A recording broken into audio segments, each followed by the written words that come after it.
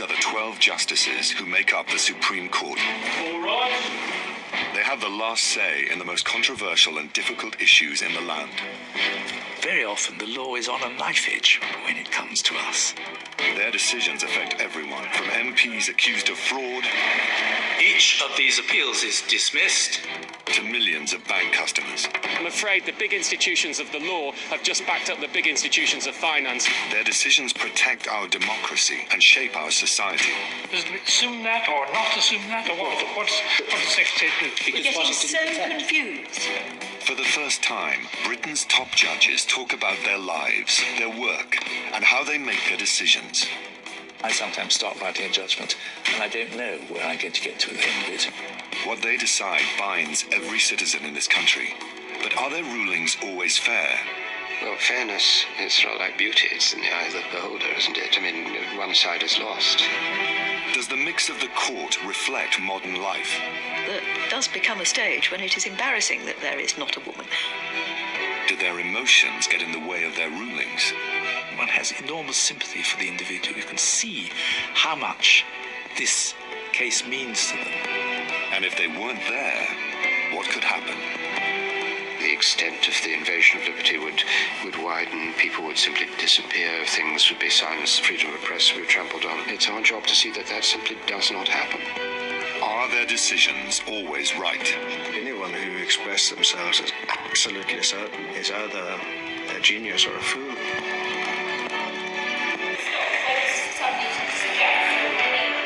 This court dispenses justice at the highest level. Everyone in the land is answerable to them. But who are they? And what makes them tick? In this film, 4 of them reveal how justice works. Their battles with the government, their struggle with emotion, and the responsibility of having to be right.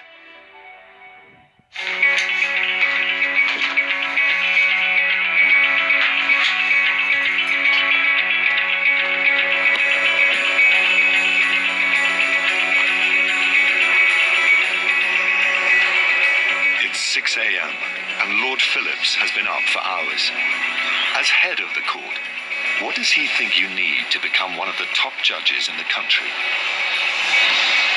You need a good intellect, because ultimately what matters is a feel for what is the right decision. And this is a mixture of analysis and common sense, looking at the implications.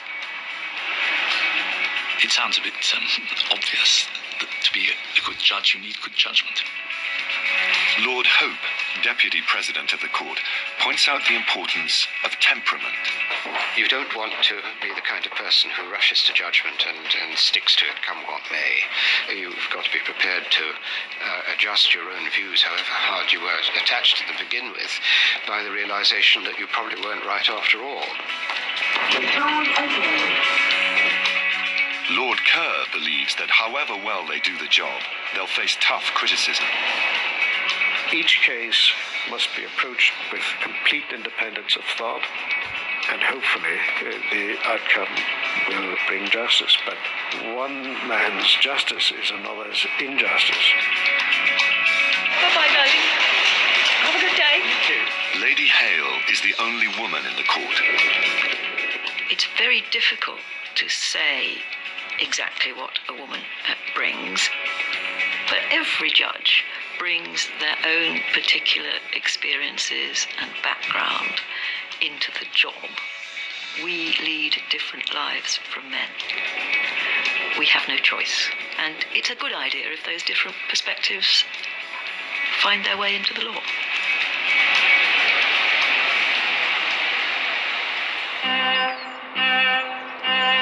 Until 2009, the highest court in the land sat in the House of Lords.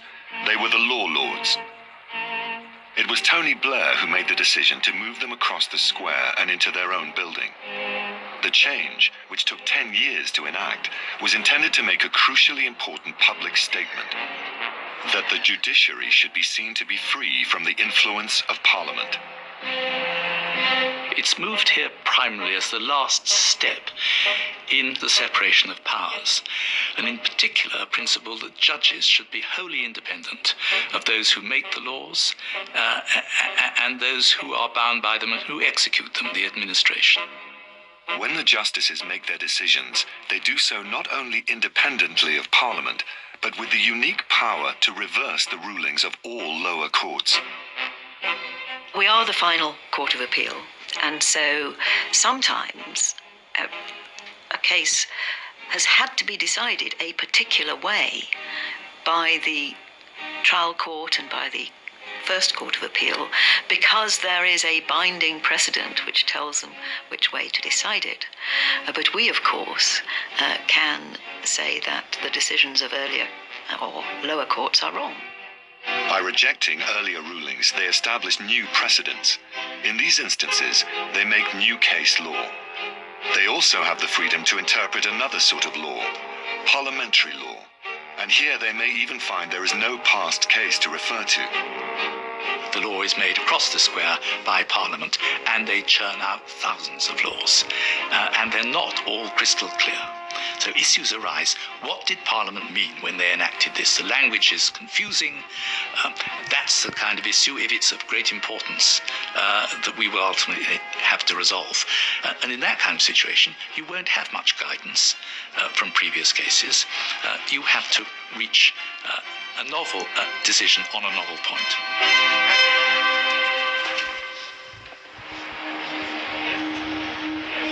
This unique role means cases of particular general importance or constitutional issues will end up in the Supreme Court. This is why the court should be seen to be separate from Parliament.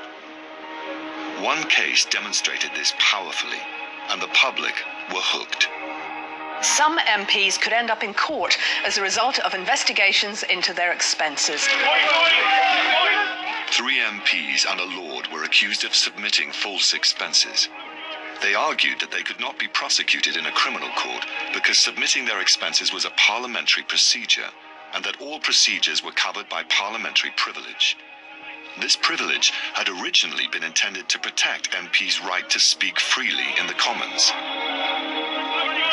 It came to this court because it involved an important constitutional issue. In what circumstances can the courts investigate what's gone on in Parliament? So this was an important constitutional issue, and it so happened an issue of considerable public interest as well. All rise. The MPs were appealing against a lower court ruling which had rejected their arguments. It is a point of really fundamental constitutional importance. Parliamentary privilege is a phrase which everybody knows about, and in a way it's a kind of umbrella which can be simply put up and people shout privilege and you think, gosh, well, that must be an end of it.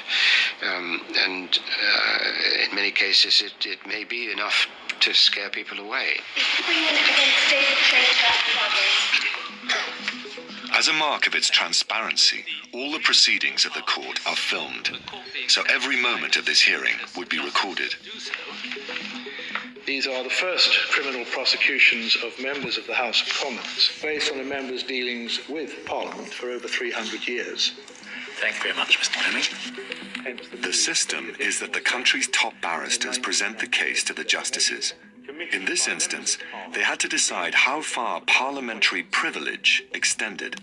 Suppose the Member of Parliament is so aggrieved by what a colleague has said in a parliamentary debate that he confronts his colleague in the bar and he stabs him.